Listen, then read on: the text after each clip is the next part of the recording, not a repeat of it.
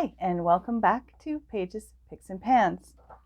Today we are going to look at Zabriskie Point, Michelangelo Antonioni's beautiful and slightly haunting look at counterculture America. This film blew me away. I wish that I could have seen it on a movie cinema screen because some of the images in this it probably would have overwhelmed me, honestly, on a bigger screen. After I finished watching this, literally all I could say was, wow. This gets a full 5 stars, and I definitely didn't expect that. I would not have found it if it were not for those Orson Welles films that I recently watched, the documentary and The Other Side of the Wind.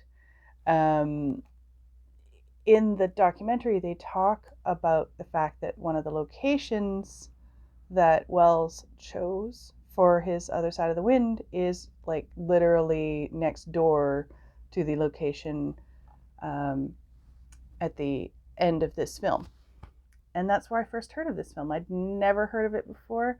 I had no idea who Antonioni was.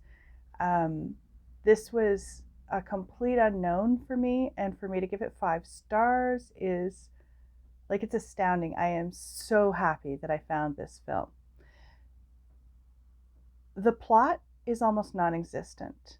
The acting is spectacularly awful because neither of these two leads had ever acted, I don't think. He scouted them out for their looks. And that's the key. This film is all about the aesthetic. It is all about the imagery, the contrast of corporate America to counterculture America. It's quite beautiful, even when it is looking at things that are not typically beautiful. And the ending of this film is very, very famous. Well, I say very, very famous, but it is quite famous. And it needs to be seen, I think, on as big a screen as you can find. And try not to be watching it to get anything out of it other than a feeling. It's a film that evokes emotion more than a reaction. And I don't know how else to say that. This film utterly delighted me. It really ended up lifting my spirits at a time when I was not in a great headspace.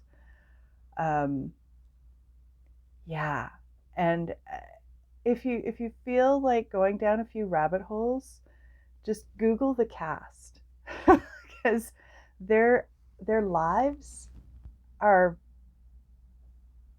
not what you would expect.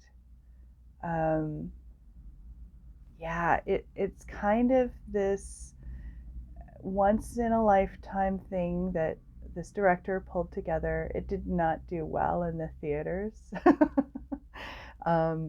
It got fairly panned. So, I mean, I may be the only person out there that's given it a 5 stars, but I think you have to come at it from a completely aesthetic and emotional point of view rather than looking for any meaning in this. There is definitely meaning in it, but it's secondary or even tertiary.